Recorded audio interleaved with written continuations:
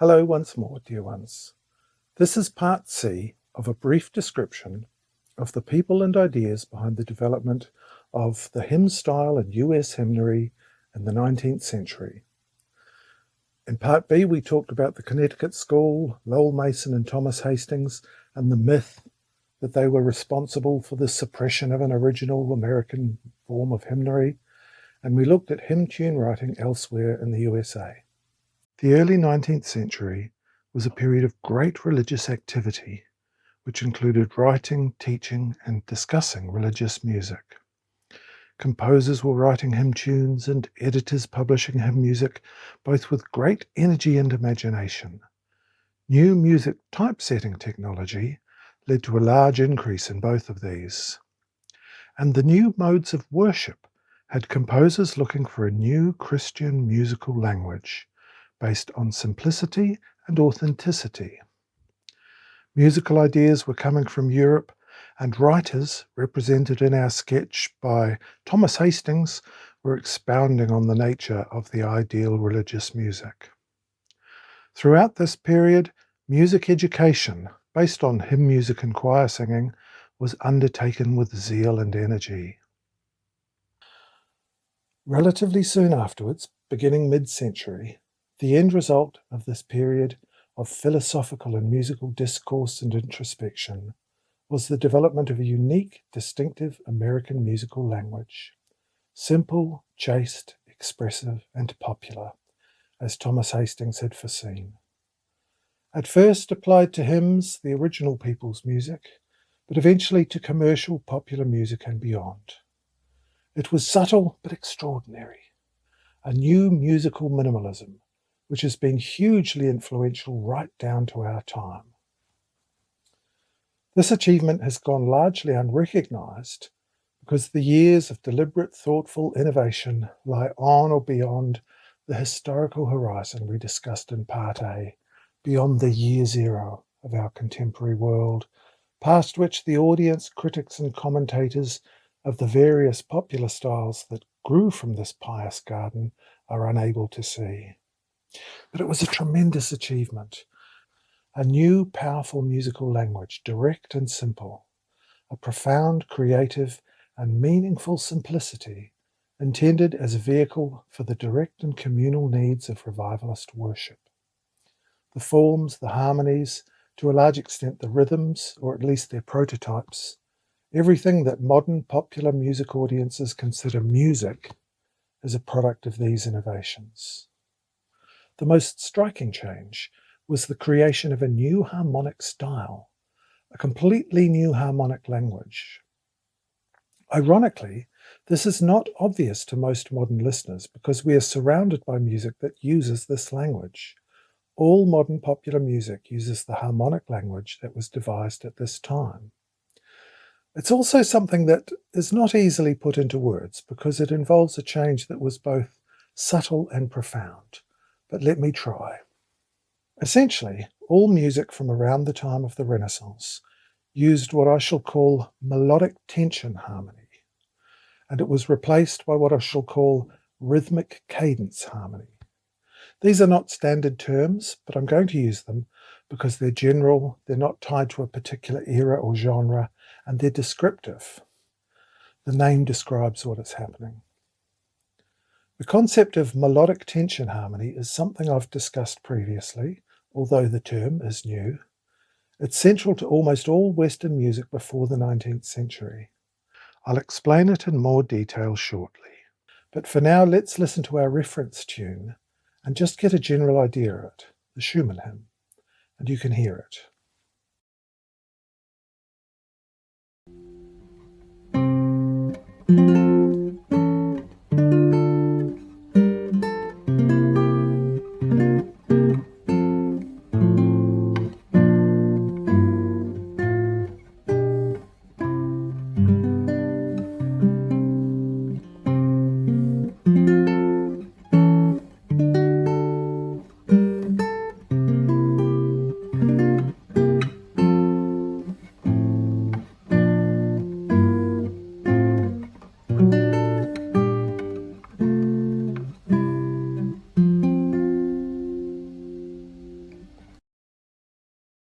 This is a good example because it's an etude for the young, as he says, and it demonstrates harmonic techniques for a music student of the time. Harmonies are designed to move the notes of the melody away from or back toward the key. By this time, these often involved using accidentals, notes outside the scale, but they don't have to. Listen to the second phrase.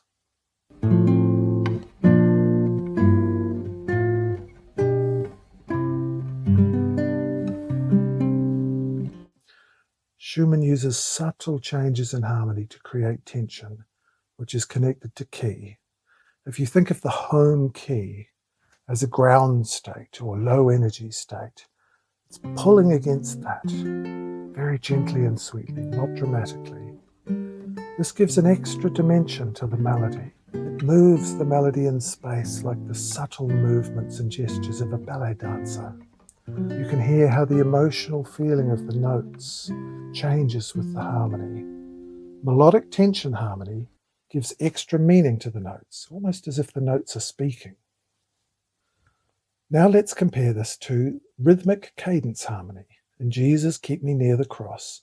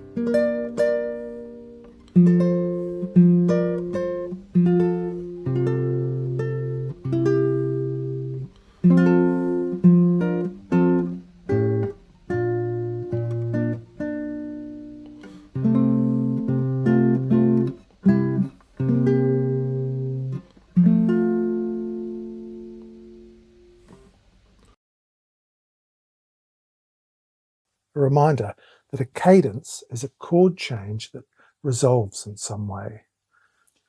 In the absence of melodic tension harmony and all the techniques of modulation and harmonic preparation that formed part of it, there's now a limited set of cadences used rhythmically.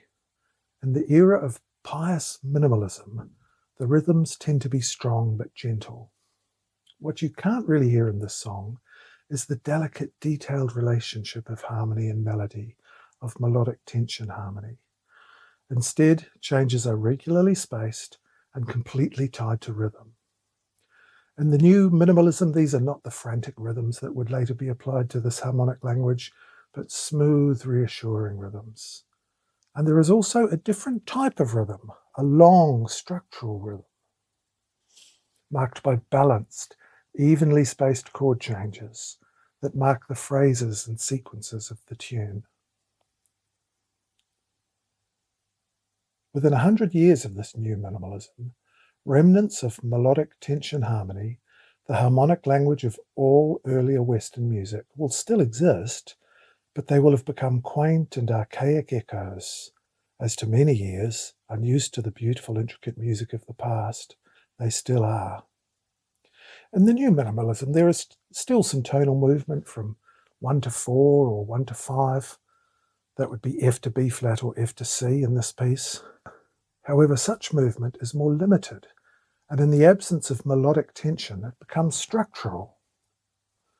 Instead of the emotion of tension and anticipation, there is the assumption that at slow, even intervals, such changes will occur. Tension is replaced by calm certainty. It's a subtle change, but in musical terms, it's a very significant change. The rhythmic use of cadences is combined with other chord changes, sometimes called block chords, that don't create a harmonic tensional resolution, but also do create rhythm. There is some chromaticism, and there are still accidentals, such as with the A7 and bar 13 of Jesus Keep Me Near the Cross, but they don't modulate. They're used more for colour or rhythm. To complement these harmonic changes, the balanced phrasing of the recent classical period, balanced 4 and 8 bar patterns, is taken to its logical conclusion. The assumption that phrases and passages should balance had been growing for a long time over the 18th and 19th centuries, so this is not something completely new, but it's now formalized. It's no longer a feature, but to some degree a requirement.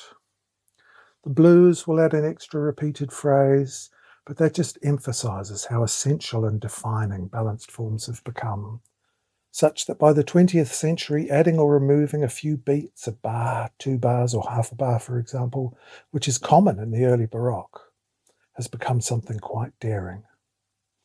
The combination of all these features, to use an art analogy, is like planes of colour with clear boundaries, rather than the complex light and shadow of Western music previously. This harmonic and structural simplification and predictability has a spiritual purpose. In the hymns of this time, the new Pious Minimalism communicates assurance. Melodic tension harmony creates emotional tension. It is full of anticipation and uncertainty.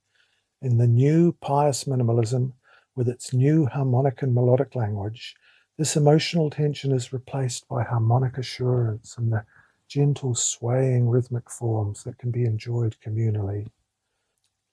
To this end, the strong, even rhythms of Pious Minimalism have a somewhat entrancing quality. To some degree, the congregations were intended to let go and lose themselves, to let go of their egos, we would say in our time, to give themselves up to Christ. Seen from our time, in which hedonic and dissociative states brought about by music using the same techniques are common, the effect is very gentle and humble, inviting participants at what were often large and passionate gatherings to release their fears and doubts and surrender to the simple messages propelled by gently rhythmic and extremely new form of music. It needs to be emphasized that the new minimalism was an artistic creation, since to our ears this sounds like a rustically simple or even primitive form of modern popular music, and it is often even viewed by contemporary observers with a limited view of history as mere raw material that was found lying around in some sort of primeval forest. Nothing could be further from the truth. The new Pious Minimalism was a product of intense, widespread creative discourse, imagination, creative interplay from a multiplicity of sources, and inspiration, as well as noted, a product of musical education. It didn't appear out of nowhere. It was the product of all the changes, combining the thinking of trained musicians and composers among homespun scholars and composers of unschooled ingenuity. A lot of thought went into it. It is a beautiful and original musical style, and for better or worse, it has transformed music down to our time.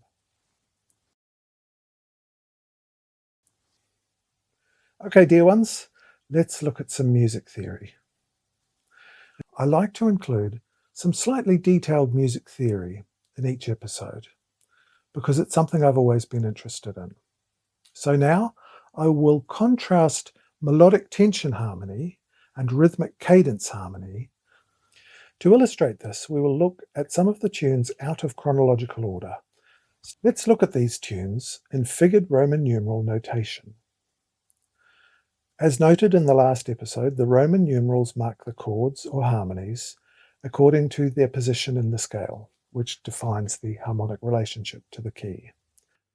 You can read figured Roman numerals as music, but they are mainly a tool to analyze chords and harmony. As such, they are used differently in different situations.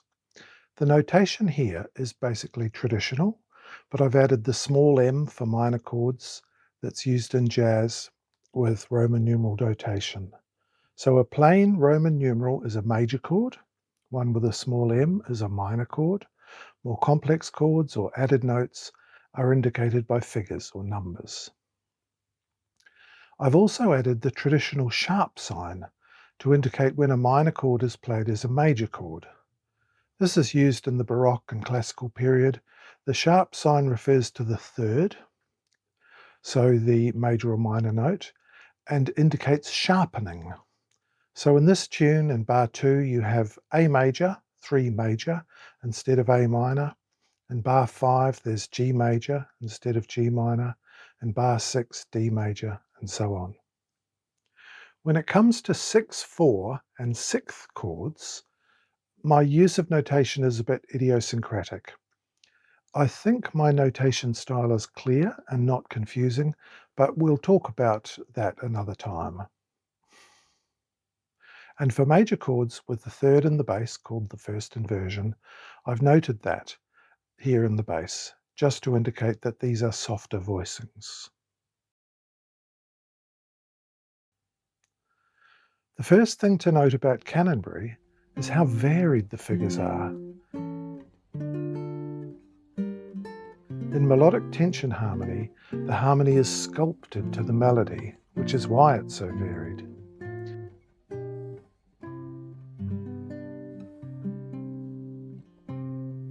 Even where there is repetition, such as in the first and second phrases, Schumann has varied the harmonization to change the feeling of the repeated phrase. This is not required by melodic tension harmony, but it's also not unusual.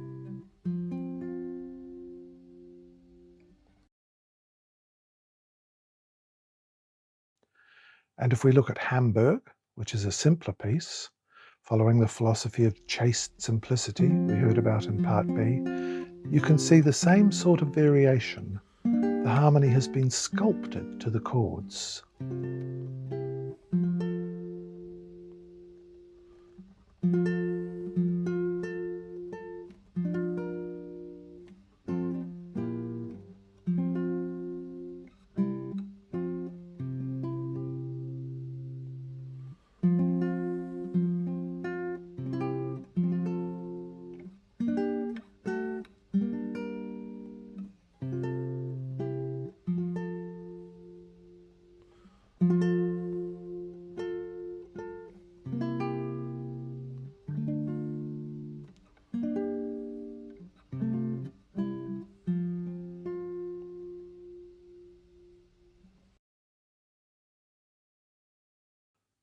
Now, looking at Jesus Keep Me Near the Cross, the first thing you notice is the regularity of it.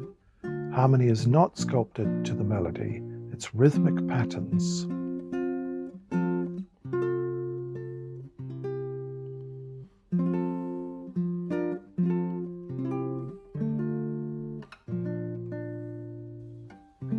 Let's listen to another tune that uses the language of rhythmic cadence harmony, Sweet Hour of Prayer by William Bradbury.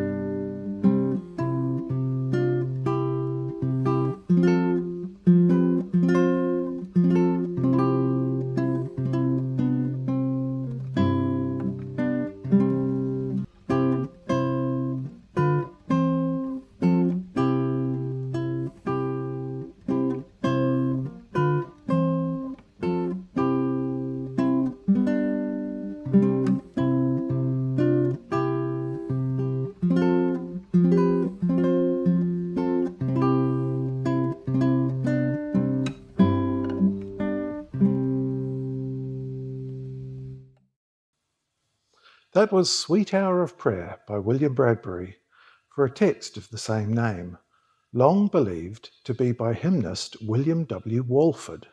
Although there's a story behind the text, the author has probably been misattributed, but that's an interesting story for another time. There's something I've mentioned before.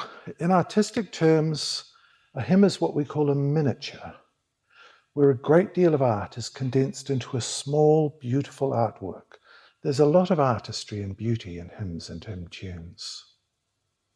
Anyway, before we look at the mechanics of rhythmic cadence harmony, I need to discuss cadences themselves. We touched on cadences previously, but it's a complicated topic for several reasons. Firstly, most of the terminology around cadences dates from the 18th century, and 18th century music theory is a lot like 18th century grammar rules. There are a lot of do's and don'ts, a lot of hair-splitting names for things, and it's designed to describe a very specific type of music.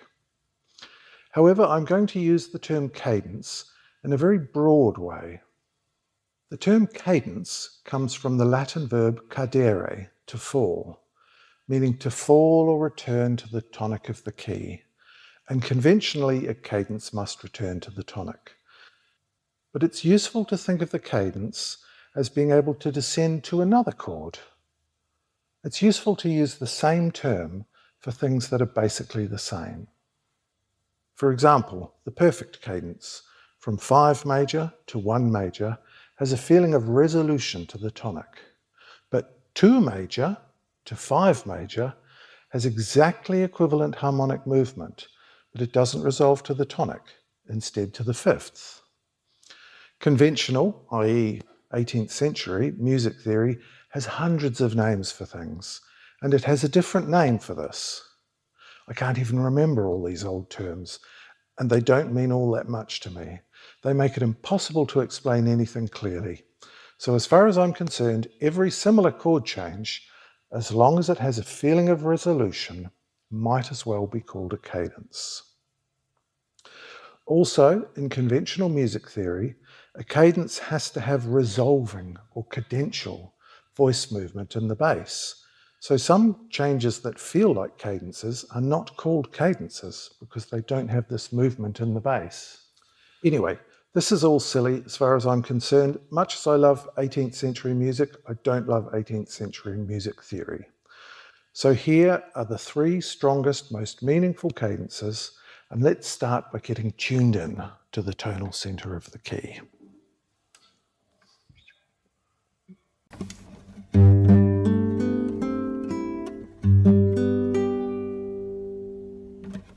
Here's 4-1.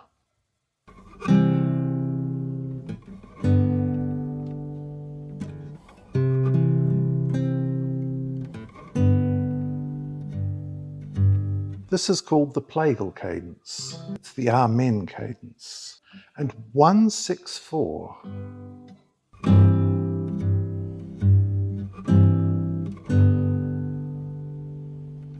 It's like a plagal cadence where the bass note stays the same. And of course, here is the 5-1 cadence.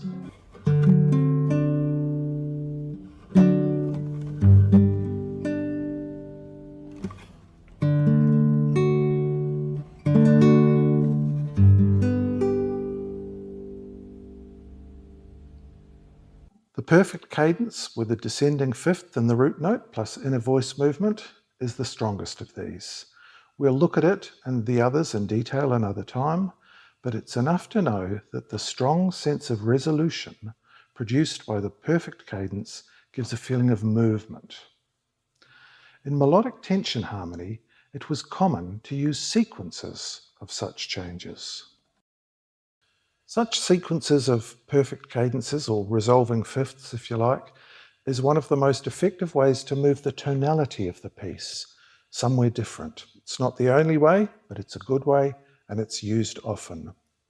They are typically used very subtly, with a delicate touch and plenty of variation. This is important. Melodic tension harmony is delicate. Like good poetry, you're listening for shades and nuances. So let's look for a sequence of these descending 5ths. This sequence goes 3, 6, 2, 5, 1.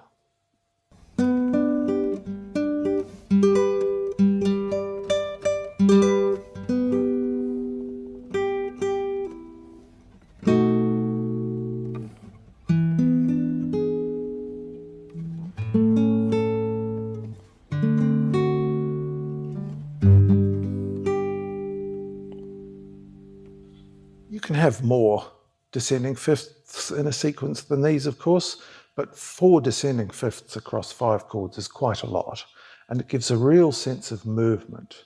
even though it can be very subtle and understated. And here is that exact sequence with just a little variation right at the start of Canonbury.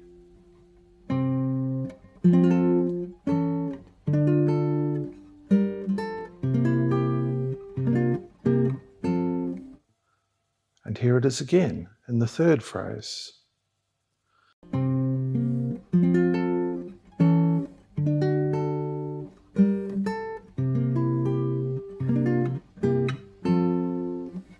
In the second phrase, there's part of that sequence, the famous 2-5-1, although it repeats part of itself.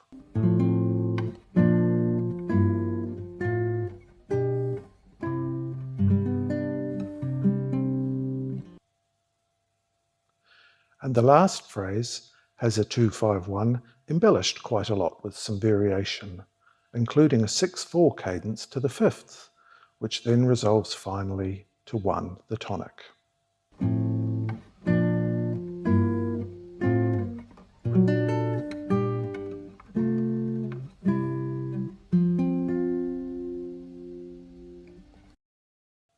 As mentioned, this hymn tune is taken from a Schumann etude or study, so it's literally a lesson in the melodic tension harmony technique, or harmony as it was called in those days. Hamburg has several 6-4 cadences and a lot of sequences made up of a series of descending fifths. Here's a 6-2-5-1. The second phrase sounds less resolved precisely because it doesn't use such a pattern. There's another 6-2-5-1 in the third phrase, and a nice variation on the same sequence in the final phrase.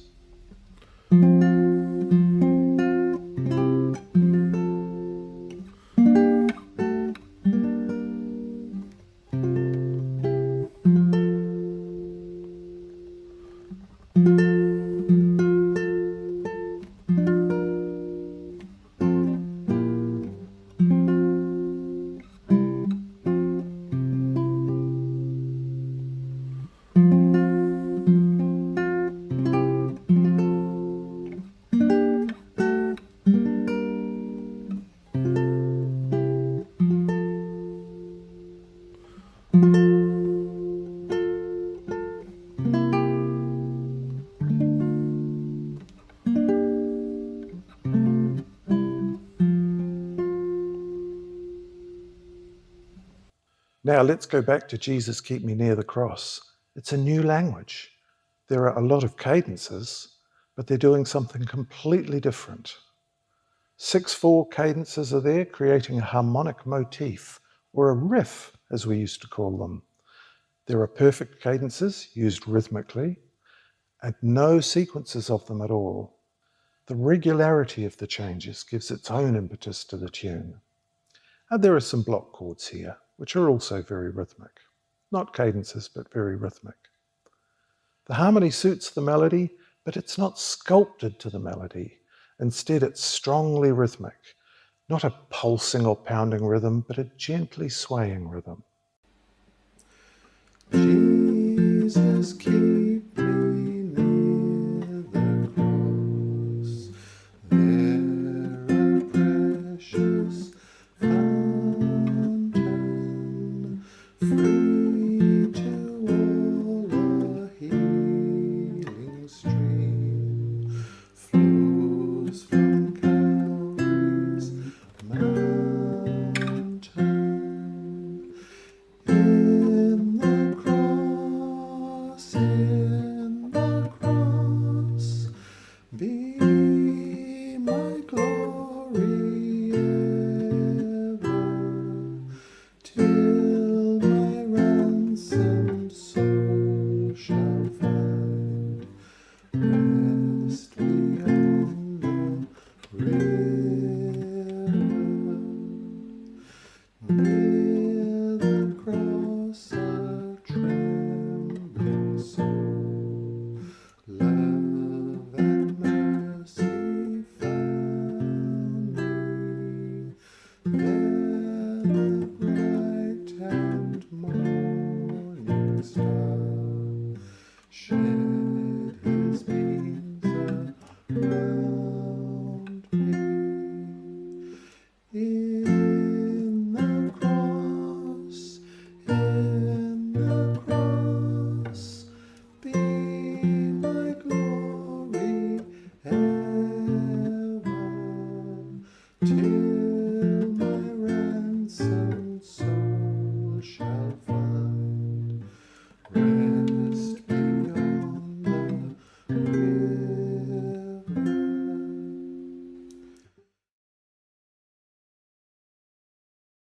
So, there it is. It's so easy not to notice how special and innovative this music is in context, because we're so used to music that uses this musical language. Rhythmic chords, rhythmic cadence harmony, underneath a melody with balanced phrases, in this case a very lovely melody by W. Howard Doan. Anyway, thank you for joining me on this very brief exploration of the period in US hymnary leading up to the era of Pious Minimalism. Some of the hymns of this era are still regularly played, but some of them have been neglected. All of them, however, were written and composed for the edification of congregations and to glorify God. As always, please forgive my limitations as a musician and scholar, and especially as a singer. But just as Christ called sinners and not the righteous to redemption, so I think mediocre talents shouldn't be afraid to sing and make music in praise and worship of the Lord. Praise be to God.